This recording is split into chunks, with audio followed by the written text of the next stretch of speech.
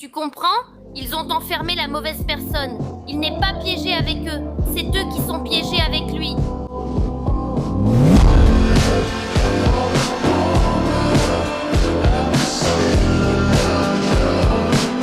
Un village perdu, un parc d'attractions abandonné, et une promesse brisée qui n'aurait jamais dû exister.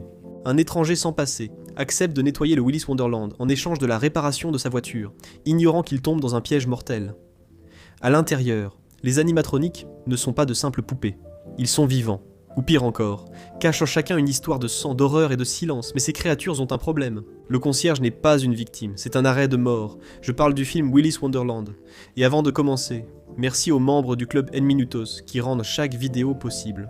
Si tu veux faire partie de cette famille, il te suffit de cliquer sur le bouton rejoindre. Tout débute avec un couple enfermé dans une pièce, exposé à des enregistrements troublants de poupées animatroniques au comportement schizophrène.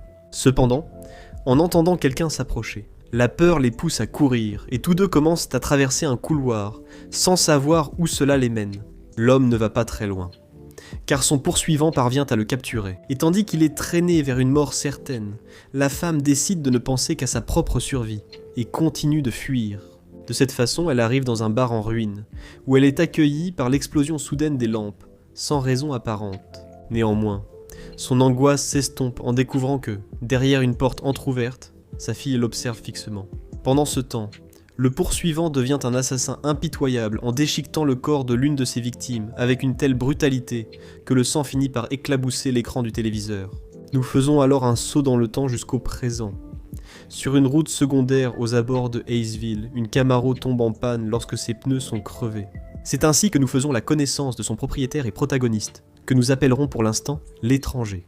Un homme de peu de mots qui découvre rapidement que ses pneus ont été endommagés de façon préméditée, à l'aide d'une herse. Sans montrer le moindre signe d'inquiétude, l'étranger ramasse le piège et lorsque l'alarme de sa montre commence à sonner, il s'humecte la gorge avec une boisson riche en glucose. De cette façon, il laisse passer les heures en attendant patiemment que quelqu'un apparaisse. La chance lui sourit enfin quand Jed Love, le dépanneur local, répond à son appel. Ce dernier semble aimer parler sans arrêt durant le trajet. Il lui raconte qu'il a l'habitude de prévenir tous les étrangers qui arrivent dans ces terres, qu'il n'y a absolument rien à voir ici. Malgré tout, il lui recommande de rester vigilant face aux délinquants juvéniles qui rôdent dans la région. Alors que tous deux s'avancent dans les limites de Hayesville, la terre de Willis Wonderland, on voit qu'au milieu du village, une fille nommée Liv Hawthorne est en train d'asperger d'essence le local de Willis. Cependant, juste avant de mettre le feu, elle est découverte et arrêtée par la shérif Eloise Lung. Elles arrivent au commissariat, en même temps que Jed et l'étranger. Et c'est là que nous découvrons que celle qui a posé le piège à Pointe, c'est Eloise. Pendant que Jed raconte ce qui s'est passé, l'étranger et Liv échangent des regards pleins de tension, sans prononcer un seul mot. En guise de punition, Héloïse décide de menotter Liv à l'intérieur de sa propre maison. Après lui avoir laissé un peu de nourriture et un seau pour ses besoins, elle précise qu'elle ne la libérera que le lendemain matin. De son côté, Jed conduit l'étranger jusqu'à son atelier où il inspecte sa voiture. À cet endroit, le protagoniste découvre qu'apparemment, les disparitions de personnes dans la région sont un phénomène assez fréquent. Après inspection, Jed annonce à l'étranger qu'il faudra 1000 $ en espèces pour remettre la Camaro en état. Ce dernier propose la carte, mais Jed refuse. Et sa chance empire encore lorsqu'il découvre que le distributeur automatique le plus proche est hors service. Jed lui explique alors qu'à Hayesville, il n'y a en réalité ni service internet, ni système bancaire fonctionnel. Donc, en dehors d'ici, sa carte ne lui sera pas utile non plus. Face à cette situation, Jed accepte de l'aider et l'emmène rencontrer son ami Tex McAdoo, le propriétaire de Willis Wonderland, qui se présente en assurant qu'il respecte le silence de l'étranger. Cela dit, pendant que le protagoniste observe les graffitis qui accusent l'endroit d'être un piège mortel pour les enfants. Tex lui propose un marché. Il paiera la réparation de sa voiture si l'étranger passe la nuit comme concierge à nettoyer Willis Wonderland. Il accepte l'offre avec une méfiance évidente et se méfie de la figure caricaturale de l'enseigne du lieu. Mais n'ayant pas d'autre alternative, il finit par accepter. Ensuite, Tex lui fait visiter l'intérieur, tout en diffusant la vieille cassette de présentation des poupées animatroniques. Willy Weasel la belette, Artie le crocodile, Sarah la sirène, Camille le caméléon, Goose le gorille, le chevalier galant, Ozzy l'autruche, Tito Tortuga, le chien et la grand-mère, ainsi que la grand-mère de la grand-mère. Apparemment, ils animaient les fêtes d'anniversaire organisées à Willis Wonderland. Pendant qu'il lui présente personnellement chacun des robots, Tex explique que son entreprise a fait faillite lorsqu'un groupe d'enfants a décidé de monter sur les animatroniques et a fini gravement blessé. Cela a déclenché une vague de plaintes de la part de mères indignées et d'organisations de protection, ce qui a finalement entraîné la fermeture définitive de l'établissement. Les choses étranges commencent ensuite, lorsque le concierge fixe Willy du regard, car sans qu'il ne s'en rende compte, l'animatronique bouge de lui-même pour lui lancer un regard inquiétant, presque accusateur. Tex termine la visite en lui donnant accès à la salle de nettoyage, où il lui remet également son uniforme, après lui avoir bien précisé qu'il reviendra le lendemain. Il ferme la sortie avec un cadenas. Dehors, il tente de célébrer avec Jed en allumant un cigare, mais son briquet ne marche pas, alors il le jette.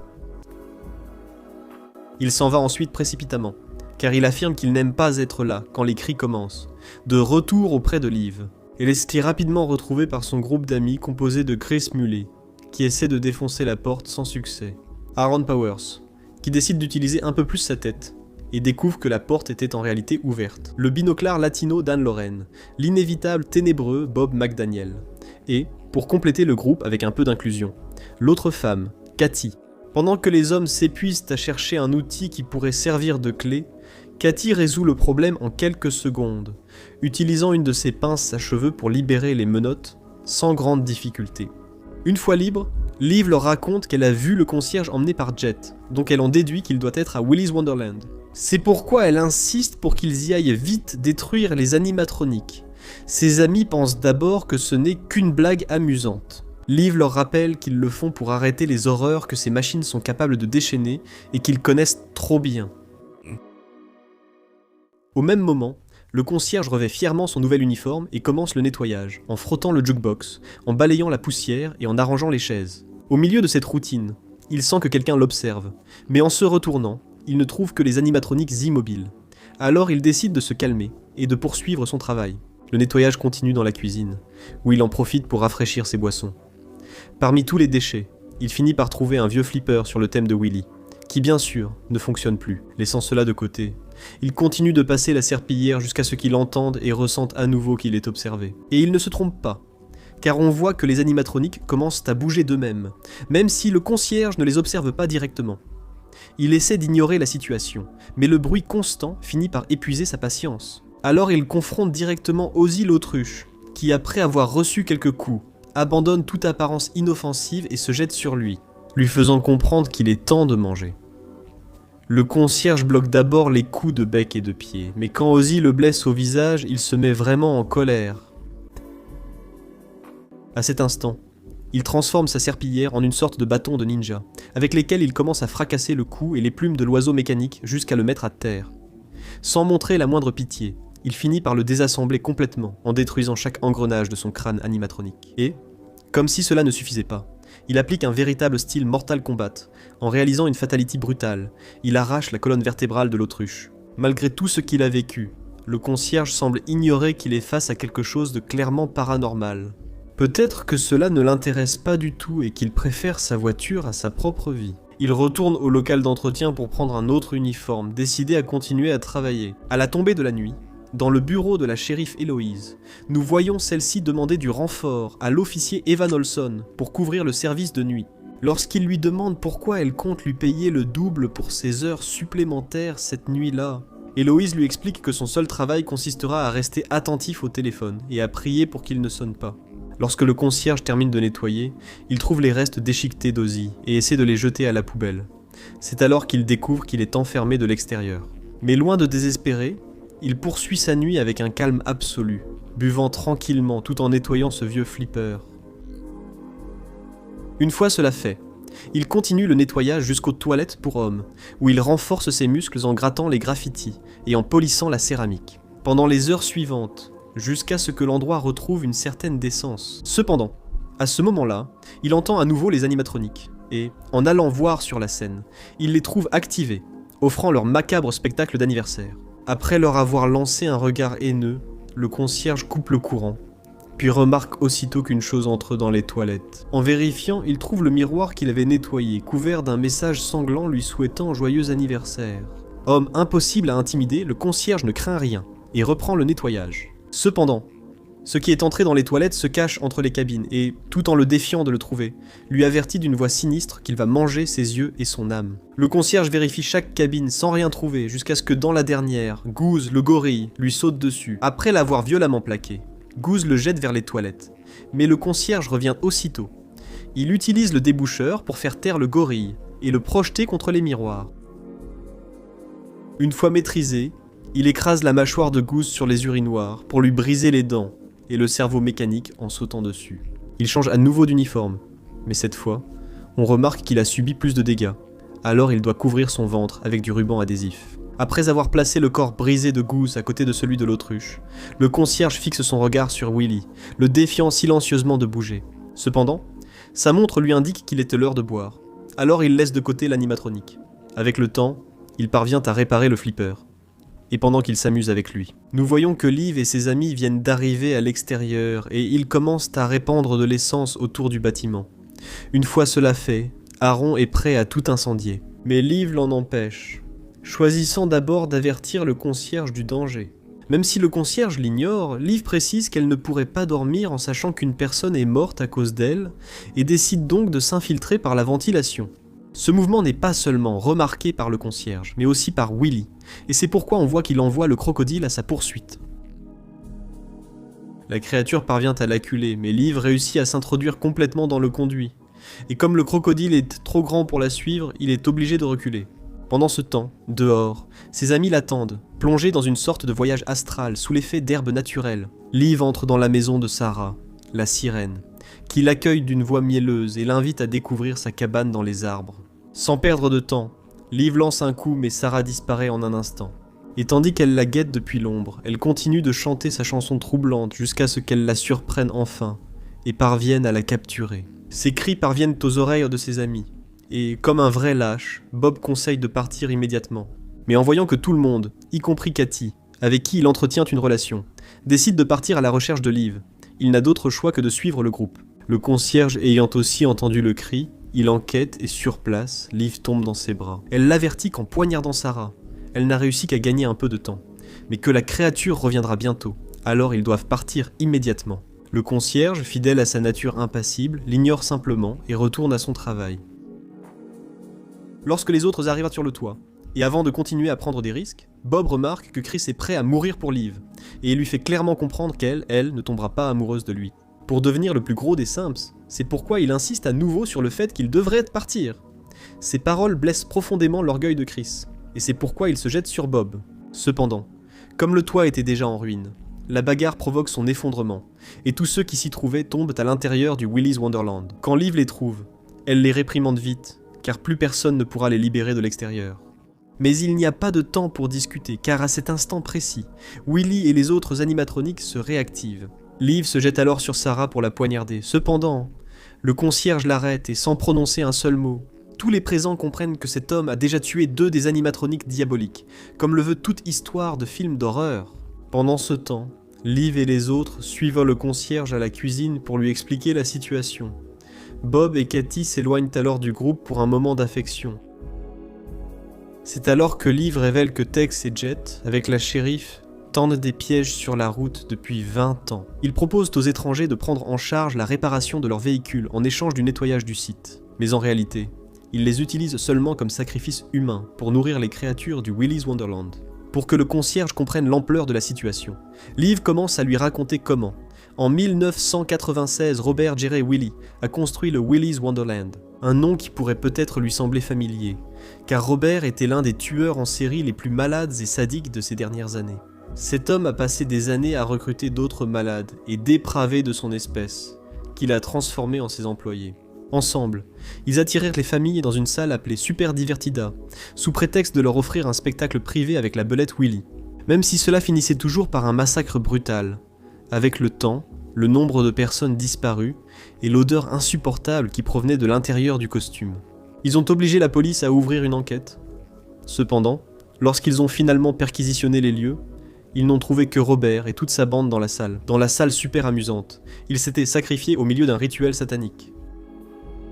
Lorsque la nouvelle s'est répandue, Les spécialistes de l'occultisme ont conclu que ce rituel avait pour but de transférer les âmes de Robert et des siens dans les animatroniques. 10 ans plus tard, Willis a été racheté et rouvert par Tex. Mais même s'il a essayé de garder le sombre passé secret, des événements étranges ont rapidement commencé à se produire.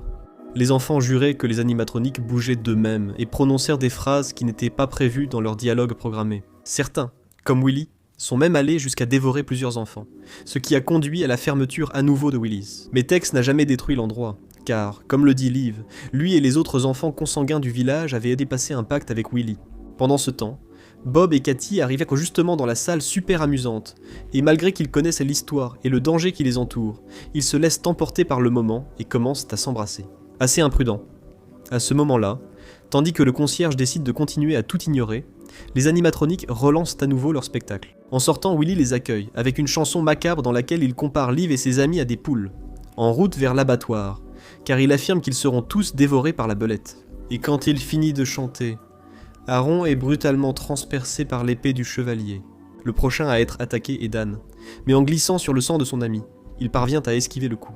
Par pur hasard, Liv surprend l'animatronique et parvient à le faire tomber, donnant ainsi à ses amis le temps de s'échapper. Cependant, le chevalier se relève rapidement et l'empêche de s'enfuir, ce qui l'oblige à se cacher sous les tables, pendant que la créature les détruit une à une. Dans sa recherche désespérée, le concierge, totalement indifférent à tout ce qui se passe autour de lui, continue à se consacrer uniquement à sa partie. Au même moment, nous voyons que Bob et Cathy sont en train de faire grincer les ressorts du lit. Bien qu'ils accueillent le crocodile comme un spectateur inattendu, ils préfèrent faire comme s'il avait toujours été là pour continuer leurs ébats. À la recherche d'un refuge, Dan arrive dans une pièce à l'éclairage tamisé, où il découvre trop tard qu'il est entouré par Sarah et Tito Tortuga. Sans possibilité de se défendre ni de s'échapper, les deux animatroniques le capturent et apparemment affamés depuis longtemps, ils commencent à le dévorer sans la moindre pitié. De son côté, Chris arrive dans une salle d'arcade et décide de rester caché là. Depuis sa cachette, il appelle le bureau de la shérif. Mais lorsque Héloïse répond et comprend que Chris et les autres sont à l'intérieur de Willis, elle décide de raccrocher et de cacher la vérité à Evan. Cependant, face aux supplications insistantes du garçon, la conscience d'Héloïse finit par l'emporter sur sa peur. Alors elle s'arme jusqu'aux dents et donne l'ordre de partir immédiatement vers Willis Wonderland. Après avoir entendu tant de cris et terminé sa boisson, nous voyons que le concierge décide enfin d'entrer en action. Il commence par attaquer le chevalier, lui écrasant la tête contre le mur jusqu'à l'immobiliser, puis utilise sa propre épée pour le décapiter. Avec un sang-froid impeccable, il retourne de nouveau vers le couple passionné. Le crocodile se lasse de contempler la même scène encore et encore, alors il attaque Bob et commence à le dévorer, tandis que Cathy appelle désespérément à l'aide. Ces cris alertent à la fois Liv et le concierge, mais lorsque tous deux entrent dans la chambre, ils ne trouvent que le crocodile en train de se repaître des corps déjà sans vie. En voyant cela, le concierge se jette sur le reptile de métal et comme premier châtiment commence à le gifler encore et encore. Il réussit à ouvrir la gueule, saisit la mâchoire et, tel King Kong, le déchire en deux à main nue pour en extraire ce qui paraît être son cerveau animatronique. Pendant tout ce temps, Liv observe sans cligner des yeux pour ne rien manquer d'un tel spectacle.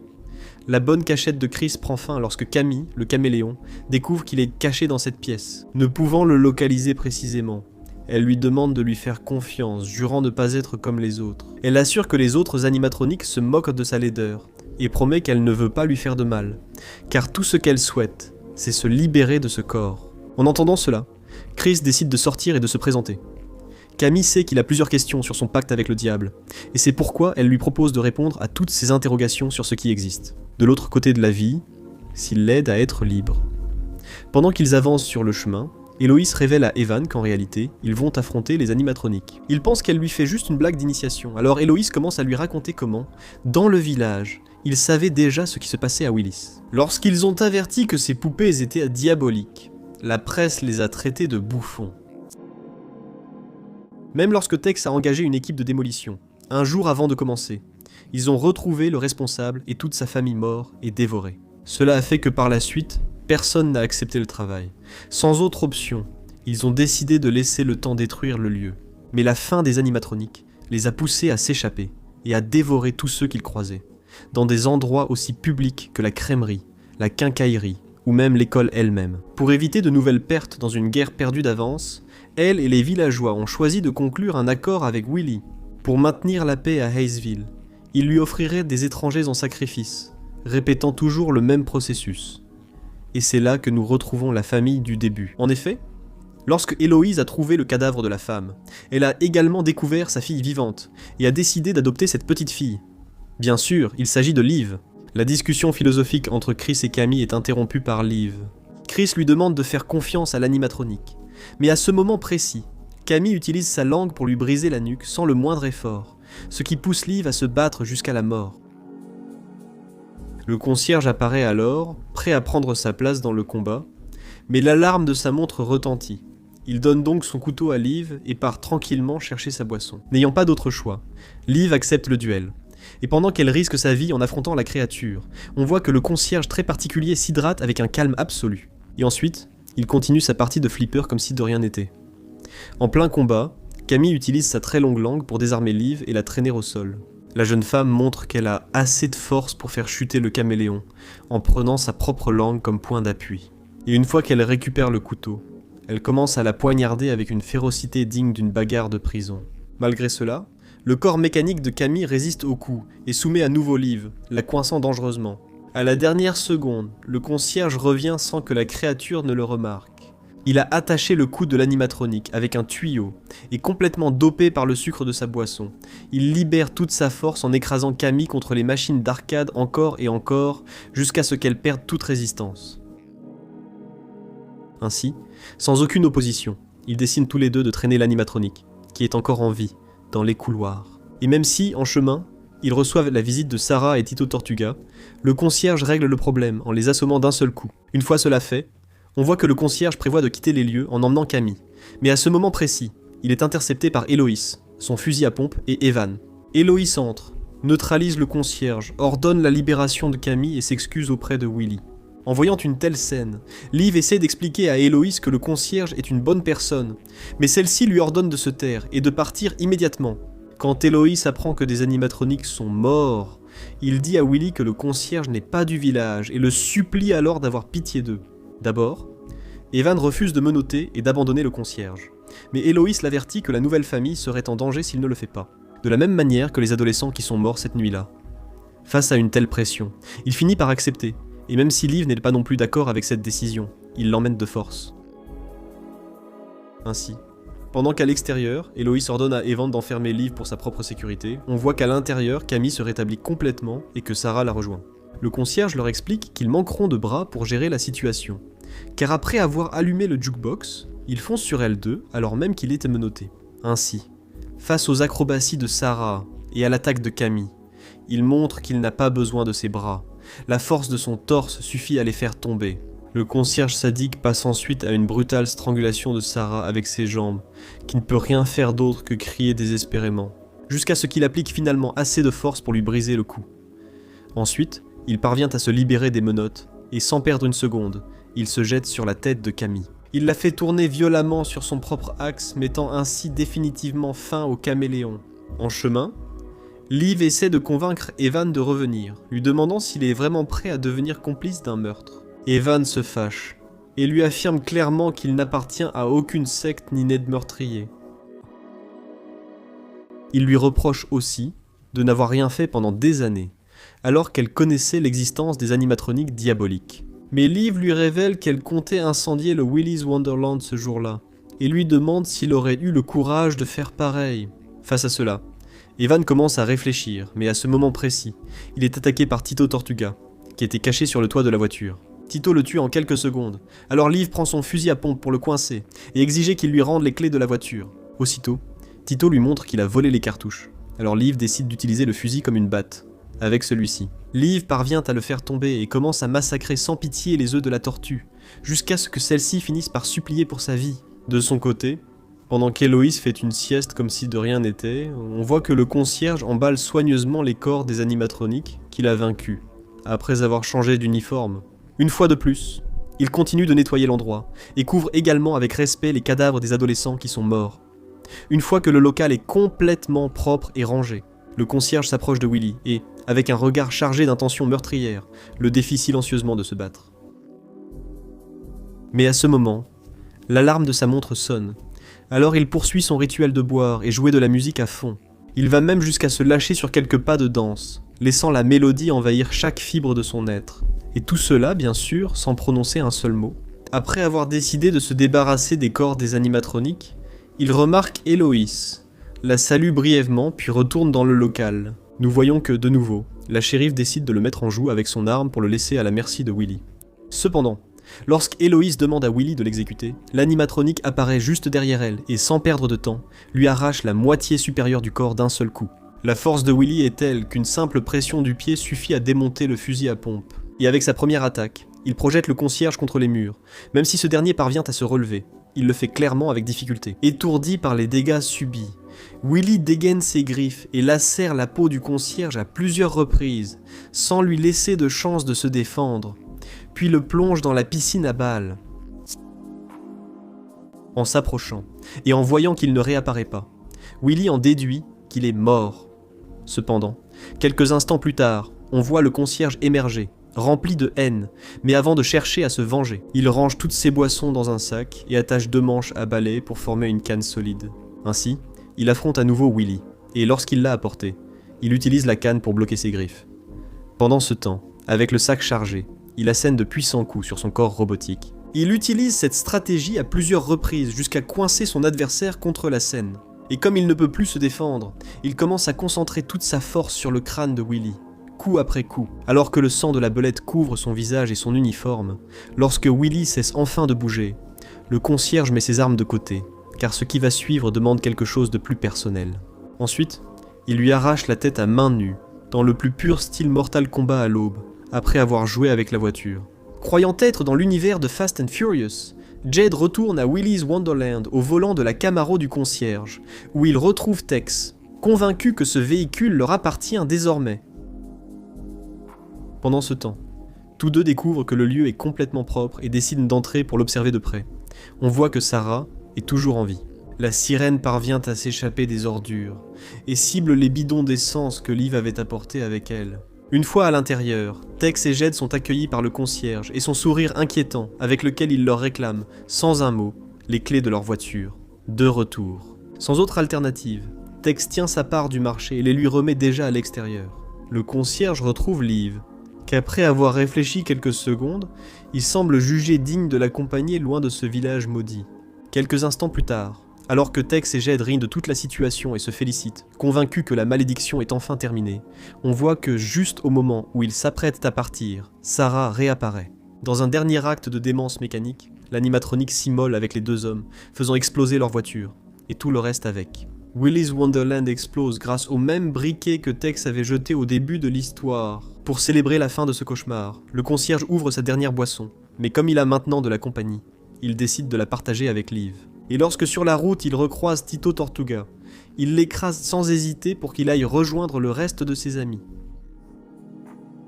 Cette vidéo existe grâce aux membres du club élite de En Minutos qui soutiennent la chaîne.